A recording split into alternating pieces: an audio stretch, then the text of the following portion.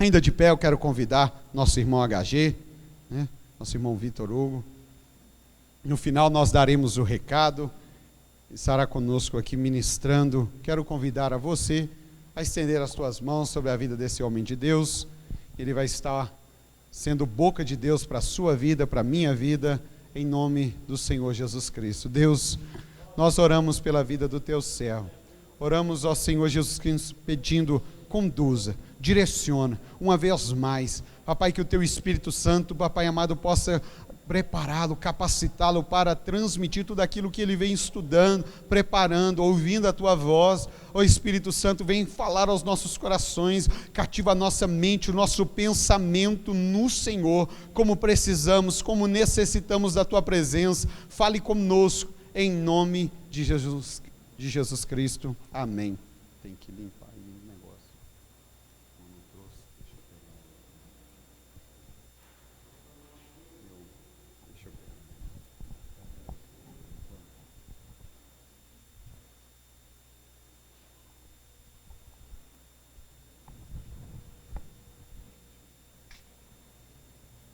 Cumprimento, irmãos, com a paz do Senhor Jesus, amém? Muito feliz de estar aqui novamente.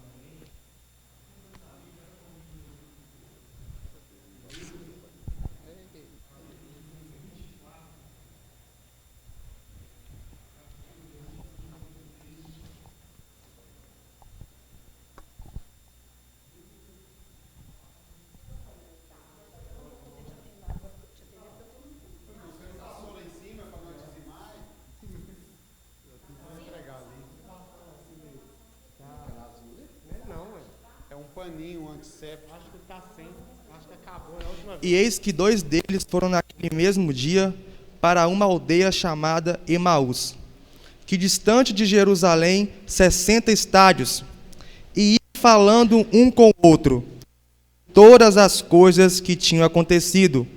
E aconteceu que, enquanto eles estavam caminhando juntos, arrozavam entre si o próprio Jesus, e se aproximou e ia com eles. Pode se assentar.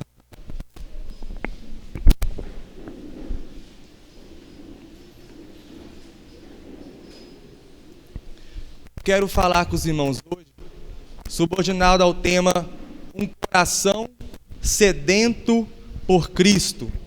Nós lemos aqui o Evangelho de Lucas. Eu, principalmente por mim, sou apaixonado pela teologia lucana. Como que Lucas vai tratar nos mínimos detalhes as coisas da Bíblia. Lucas, ele é aquele que escreve esse evangelho e também escreve Atos dos Apóstolos. Essa passagem, ela é rica e tem várias aplicações para os nossos dias. Claro que o único evangelista aqui, Lucas, ele vai ser o único que vai narrar esse acontecimento. Mateus, Marcos e João, os outros não vão narrar. Porém, Lucas, ele faz questão de enfatizar essa passagem, por algum motivo. Lucas, ele é aquele que não foi apóstolo, ele apenas ouviu histórias de Jesus, ele pesquisou sobre Cristo, e assim começou a escrever. Lucas nem sequer chegou a ver Cristo pessoalmente, ele é um mero estudante. Nessa passagem ele vai narrar acerca de 2 discípulos, e estes discípulos estavam em Jerusalém. Eles saem de Jerusalém e vai a caminho de Emaús.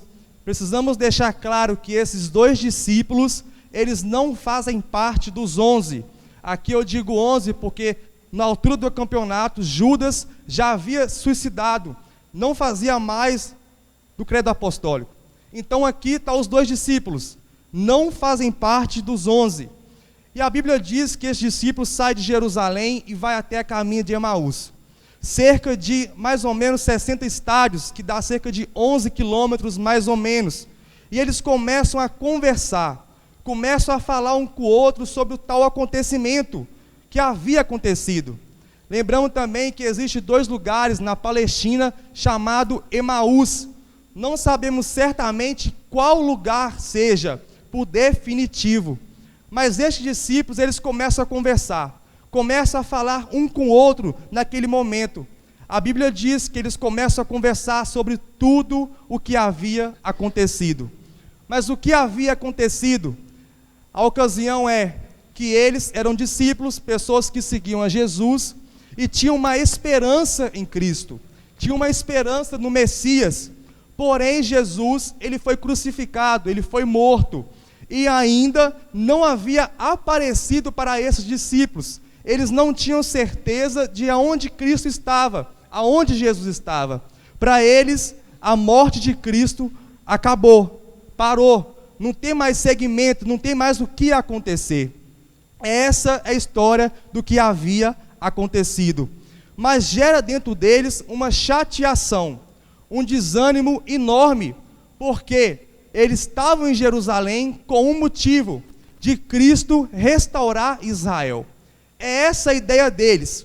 E a partir do momento que esse restaurador, que seria Jesus, morre, eles não têm mais motivo para ficar naquela cidade. Então eles vão sair e vão para Emaús. No versículo 14, no versículo 15, vai nos dizer que Jesus aparece para eles. Enquanto eles conversam, Jesus aparece e começa a andar junto com eles. Mas a Bíblia diz que o próprio Deus faz algo que aqueles discípulos não reconhecem, que quem está andando com eles naquele exato momento é o próprio Jesus. Aqueles discípulos, sim, eram seguidores, eram discípulos de Jesus que caminhavam com Jesus, mas de certa forma ficaram cegos, a qual Jesus estava caminhando com eles e eles não o reconheciam. E no versículo 17, Jesus vai perguntar para eles o seguinte: ora, qual é o assunto que vocês estão conversando? O que vocês estão falando? A Bíblia diz que o discípulo, chamado por Cleopas, ele fica triste, o seu rosto fica triste. Eu gosto do sinônimo aqui, chamado no grego de esquitrópos, que diz o seguinte, esse é o termo para rosto usado nesse texto. Esquitrópos significa zangado, mas também pode significar triste, ou seja, Cleopas fica triste, mas fica zangado com Jesus também, por um motivo, porque ele era o único ainda na cabeça deles que não sabia o que tinha acontecido ainda. Ele não tinha noção ainda. Então ele fica meio zangado, ele fica triste e fala: ora, você é o único ainda que não entendeu, que não sabe o que aconteceu aqui no nosso meio. E aqui Cleopas vai contar o que aconteceu. No versículo 18 vai nos revelar o nome desse discípulo, mas não vai nos revelar o nome do outro discípulo, pois são dois. E no versículo 19, Jesus começa a falar sobre ele mesmo. E Jesus começa a falar, e alguém que era poderoso em palavras e obras. E quem vai especificar isso é o próprio Cleopas. Quando pergunta para ele: olha, você não sabe o que aconteceu? Este homem que morreu, ele era poderoso, mas ele é poderoso em palavras e obras. Algo que nos chama a atenção para os dias de hoje, porque na nossa geração, nos dias de hoje, existem muitas pessoas que são, sim, ricas em palavras, sabem como falar, mas são pobres em obras, não têm o poder do Espírito Santo em sua vida, são meros palestrantes. Mas também existe o outro lado, pessoas que são ricas em obras, esquecem da riqueza da palavra de Jesus. Mas Jesus, ele era esse homem perfeito, o Deus perfeito. Tanto ele era rico em obras, como ele era rico em palavras. Nós precisamos desse ponto central nos dias de hoje. Precisamos ser coerentes, não viver em uma mera hipocrisia, apenas falar. Aquele ditado: faz o que eu falo, mas não faz o que eu pratico. Jesus é esse homem que as pessoas podem olhar para ele e falar: o que ele fala, ele faz. O que ele fala, ele também pratica. E essa declaração de Cleopas vai dizer o seguinte: que Jesus era grande, poderoso em obras e palavras, vai nos dar certeza também de uma coisa, que esses dois discípulos eram pessoas ligadas fortemente a Jesus, pessoas que seguiam a Jesus em todos os seus passos. Não tem como eu saber se a pessoa fala e pratica, se eu não convivo com a pessoa.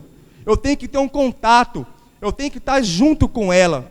Então esses dois discípulos, nessa declaração, vai nos deixar claro, que eles dois eram pessoas que constantemente estavam juntos com Jesus. No versículo de número 21, vai dizer que eles tinham esperança. Havia uma esperança dentro do coração daqueles dois homens. E qual era? Versículo de número 21. Mas nós esperávamos que ele fosse aquele que havia de remir Israel. E todo, além do mais, já é o terceiro dia, desde que as coisas aconteceram. Eles tinham na mente dele a seguinte ideia: o Messias vai vir, Jesus vai vir, enviado por Deus, vai ser Deus, porém o governo dele não será apenas um governo celestial. Esse Jesus será um Jesus político. Ele vai chegar na terra e vai expulsar o atual governo. O atual governo na época era Roma. E a partir daquele momento, Jesus toma o trono e começa a governar de forma terrena. Era essa a mentalidade que eles tinham de Jesus, um Jesus político. Mas o próprio Cristo vai dizer que o governo dele é celestial. Então, quando eles enxergam Jesus crucificado e morto, eles ficam desanimados, ficam tristes, e por esse motivo, eles vão sair de Jerusalém. Esse é o problema, porque um falso evangelho criado na nossa mente pode causar grande decepção no nosso coração. Eles não sabiam o real motivo de Cristo, eles não sabiam os planos de Cristo. Por muitas das vezes Cristo falou, anunciou como era o seu governo, mas parece que eles não entenderam nada. E existe um perigo grandioso na minha vida e na sua vida. Todos os dias escutamos a palavra de Deus, lemos a palavra de Deus, mas há um problema, um risco de tanto escutar, ouvir muito e não entender nada do que Cristo falou conosco. Era essa a situação daqueles dois discípulos. Já ouviram Jesus demais, mas não entenderam nada. E essa falsa esperança vai gerar uma grande decepção no coração deles. Ora, aquele que era enviado, aquele que ia nos salvar, nos tirar desse governo de Roma, está morto. Então chegou a hora de partirmos, chegou a hora de irmos embora para Emaús. E ele sai de Jerusalém a caminho de Emaús. Muitas das vezes, nas nossas vidas, por nos decepcionarmos com algo que criamos na nossa cabeça, nós queremos sair de Jerusalém. Queremos tomar o nosso caminho diante de Emaús. Por quê? Porque criamos algo na nossa mente. Não foi Deus que prometeu, não foi Deus que falou, era desejo do nosso coração. E não aconteceu. Assim fomos decepcionados e queremos sair de Jerusalém.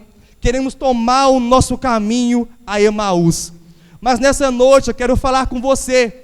Você que está com esse pensamento, que se decepcionou por uma falsa promessa, que não foi do próprio Deus, eu quero te falar que Jesus hoje vem no meio do caminho para te encontrar novamente, para falar sobre a verdade do Evangelho.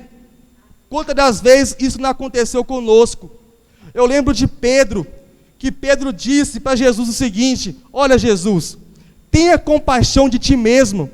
Quando Jesus fala que vai para a cruz, Pedro fala, não faz isso não, tenha compaixão de ti mesmo, porque cruz é peso, porque a cruz é um fardo ruim, não é bom para a nossa carne, é lamentável. E assim acontece, nós criamos um evangelho de facilidade, o evangelho fácil, onde não há problemas, onde não há dificuldades, onde as fronteiras muitas vezes vão se abrir para nós, as portas vão se abrir, e muitas das vezes as portas não se abrem. Muitas das vezes a doença supera e nos leva à morte, parentes nossos, e ficamos decepcionados com isso. Mas não devemos atribuir isso a Deus. Isso não é problema de Deus, é nós que criamos em nossa mente esse falso evangelho. O evangelho, sim, ele faz parte de um sofrimento. Se o próprio Cristo sofreu, se os próprios apóstolos sofreram, por que eu não vou sofrer? Porque a minha vida vai ser um mar de rosas, sem dificuldade nenhuma. E Pedro vai falar o seguinte: Jesus, tira esse negócio de cruz diante de você. Vai até lá, esquece isso, vamos seguir nosso caminho. E Jesus fala: para trás de mim, Satanás. Em momento algum, Jesus chama Pedro de Satanás. Ele não está falando com Pedro: você é Satanás. Porém, ele diz: essa frase, esse pensamento, essa ideia sua é de Satanás. Que eu saia, que eu fuja do propósito do meu Pai, o propósito da cruz. Em momento algum, Jesus vai xingar o seu próprio discípulo. O que me chama a atenção no versículo 22 é o seguinte: vai dizer: sim, e também algumas das mulheres de nossa companhia nos surpreenderam, os quais de madrugada foram até o sepulcro. Os discípulos viram para Jesus e falam o seguinte: olha, saiu um boato, que as mulheres chegaram ao sepulcro, a qual nosso Senhor foi morto, a qual nosso Senhor foi sepultado, e diz que o corpo não está lá mais. O corpo de Jesus não está lá. Faltava fé para aqueles homens. Porque tantas vezes que Jesus falou que ele iria padecer, iria ressuscitar, tal mensagem devia levar esperança e alegria ao coração deles. Poxa, alguém chegou até mim e falou: o corpo de Jesus não está lá mais. Pensa nas mensagens anteriores e lembra. Então Jesus ressuscitou. Esse é o propósito de Jesus. Mas faltava fé para aqueles dois discípulos. Faltava fé, eles não acreditaram ainda. E mesmo assim, com a declaração que Jesus não estava lá mais, eles decidem sair de Jerusalém. No versículo de número 25 vai nos dizer o seguinte: então lhes disse: ó tolos e tardos de coração, para crerdes em tudo em que os profetas falaram. Assim sou eu, assim é você, duro de coração e difícil de crer. Muitas das vezes Cristo fala algo conosco, nos mostra uma direção, e nós temos dificuldade de crer, dificuldade de acreditar que vai acontecer, igual aqueles discípulos. Jesus falou, mostrou, eles andaram com Jesus, e mesmo assim, eles não criam ainda na ressurreição. No versículo 26, Cristo vai dizer que haveria de sofrer essas coisas. Cristo não disse somente nessa ocasião, ele disse por inúmeras vezes. Ele deixou bem claro todas as vezes que o evangelho seria sofrimento. Até as perseguições que Cristo sofria, deixava claro que não era algo fácil, era algo problemático, era algo que afrontava o ego humano. E no versículo 27 vai dizer algo interessante, que Jesus começa a expor as escrituras para eles. Versículo número 27, e começando por Moisés e por todos os profetas, explicou-lhe todas as escrituras, as coisas a seus respeitos. Esse começando por Moisés é uma expressão idiomática que se refere à Torá, ao Pentateuco, aos 5 primeiros livros da Bíblia. E Jesus começa pelos 5 primeiros livros da Bíblia, por Moisés, a explicar todo o processo. Ele passa pelos profetas e fala o seguinte: era para acontecer isso, esse é o meu propósito. Todas as profecias messiânicas foram citadas para ele. Quem sabe Deuteronômio 18, 15, 18, onde vai falar que Deus levantaria um profeta que falaria coisas novas. Jesus não citou essas palavras, citou todas as escrituras para ele. E no versículo 28 e 29, os discípulos convidam Jesus para entrarem na sua casa e repousar um pouco, descansar. Isso não era um costume de judeus.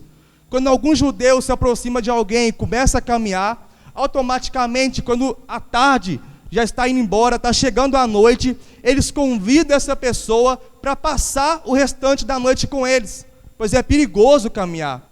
E assim eles fazem, convidam Jesus, e Jesus aceita o convite.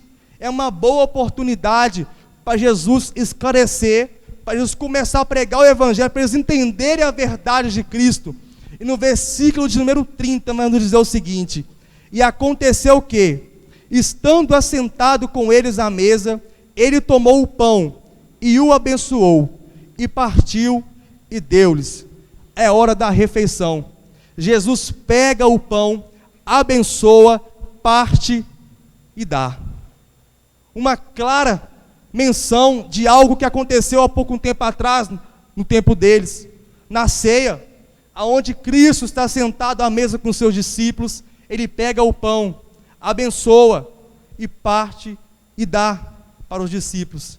E a partir daquele momento, os discípulos abrem a mente. Eles entendem. Os seus olhos que estavam cegos começam a enxergar. Num ato tão simples, não precisou trovejar, não precisou cadeira balançar, num ato simples, num partir do pão. Porque é assim que Jesus age, no simples.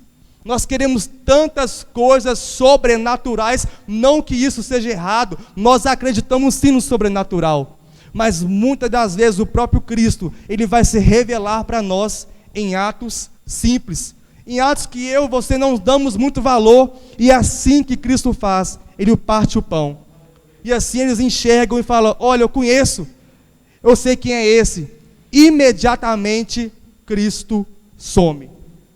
E aqueles discípulos agora, eles entendem que Jesus ressuscitou, e que Jesus está vivo, ele não morreu, ele ainda continua vivo, e eles voltam agora para Jerusalém, eles voltam para o lugar e anunciam que Jesus está vivo, Jesus ressuscitou.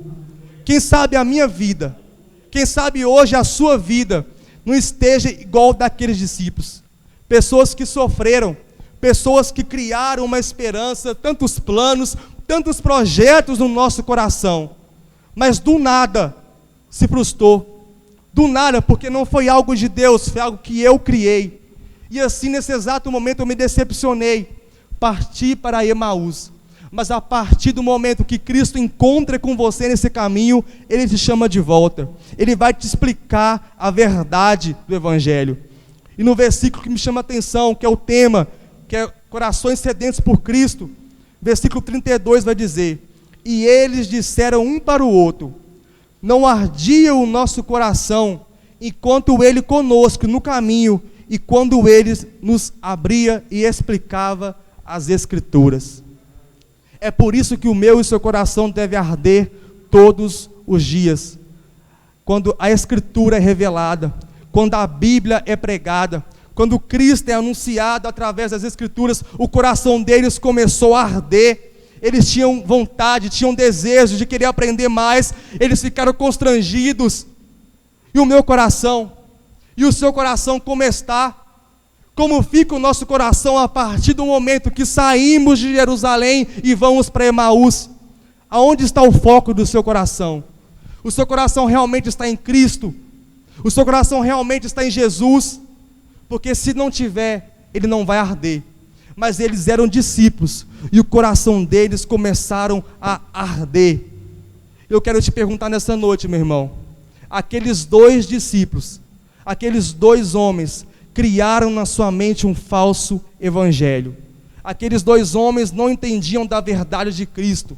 Há uma grande possibilidade de pessoas no nosso meio, na nossa geração da mesma forma, com uma falsa doutrina, uma falsa esperança, falsas promessas feitas.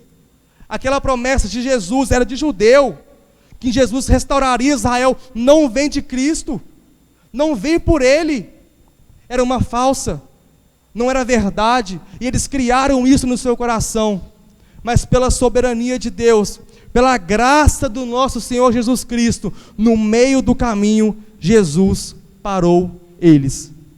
Já se pensou se aqueles homens vão embora? Se aqueles homens decidem realmente ir, e Jesus não encontra com eles? Parece a minha história, parece a sua história, enquanto nossos passos, muitas das vezes, em muitos dos dias, e está largamente a Emaús, decepcionamos com a igreja, com nossos irmãos, e saímos de Jerusalém.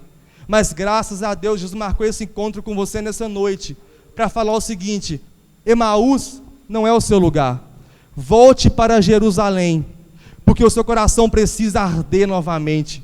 E aonde está o seu coração? Eu quero que você se coloque de pé para me orar com você nessa noite.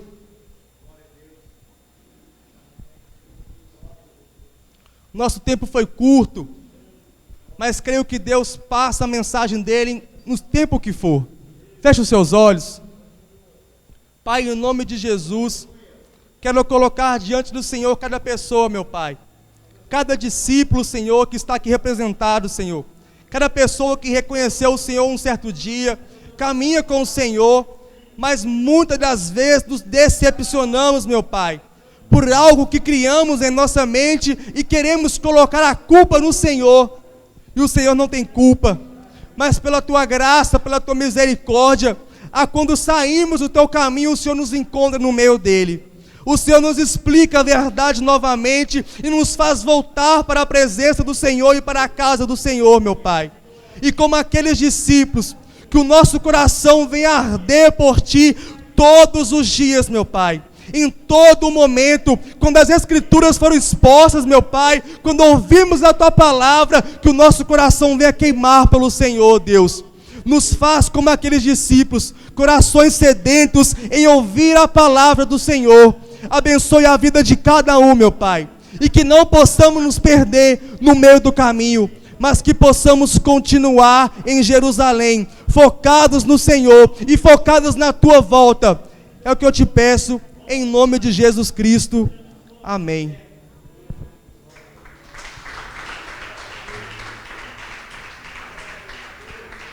Glória a Deus, glória a Deus. Glória a Deus. Quero dar os recados, meus irmãos. Essa semana continua a programação normal, o culto semanal. Quarta-feira, envie seu nome para o evangelista Gustavo, para ele estar colocando na listagem. O culto às quartas-feiras são realizados aqui, de 20 até as 21 horas. Então, dê o seu nome. Amanhã, costumeiramente, nós temos aqui a oração, é das 20 horas às 21, positivo? Né? E venha, ore, clame, busque ao Senhor, um tempo precioso que os irmãos têm passado aqui orando. Venha durante a semana, participe em nome de Jesus Cristo. Amém? Feche os seus olhos, estenda as tuas mãos. Tenho certeza que você está saindo aqui abençoado, está saindo aqui com a exposição da palavra, essa palavra que a gente vai colocando no nosso coração, que ela arde em nosso peito, como diz as palavras dos discípulos naquele caminho de Emaús. O nosso coração não ardia enquanto ele falava. Essa é a palavra de Deus, ela arde em nosso peito, ela arde em nosso coração, ela nos faz pensar, nos faz refletir, ela nos faz convergir, ela transforma a nossa vida. A maior manifestação que Deus faz num culto à noite é mais do que apenas milagres ou sinais, mas é a conversão de um coração pecaminoso. E a palavra, quando ela é exposta, e ali o nosso coração aceita, nós levamos para casa essa palavra, e ali voltamos pensando, refletindo. Pensa sobre isso, pensa sobre esse Deus Todo-Poderoso, que apresenta o Evangelho genuíno, o Evangelho transformador, o Evangelho da cruz, o Evangelho da graça. Pai, nós te agradecemos por esta noite, te agradecemos por esse período que estamos aqui, adorando, louvando, ouvindo a Tua palavra, dizimando, ofertando, estando aqui, ó meu Deus amado, em comunhão com os nossos irmãos. Obrigado, Deus, por esta palavra. Obrigado pela vida do nosso irmão, meu Deus, o pregador dessa noite. Nós pedimos ao Senhor, nos dê uma noite abençoada. Pai, nos conduz aos nossos lares em uma semana abençoada, triunfante, abençoadora. Livra-nos durante esta semana do homem maligno, livra-nos de assalto, de roubo, de vândalos. Pai, guarde o nosso emprego, guarde a nossa, meu Deus amado, Pai, que os nossos estudos, guarde a nossa família, guarde a nossa parentela. Ser conosco durante esta semana com Tua paz. Esta paz, Senhor, que, meu Deus, não nos inibe de guerras ou de lutas, mas que traz conforto em meio à tribulação. Ser conosco. Que o amor de Deus o Pai, que a graça de Deus Filho e que as doces consolações do Espírito Santo esteja sobre ti, sobre esta igreja, em nome do Senhor Jesus Cristo. Amém. Vá para casa abençoado.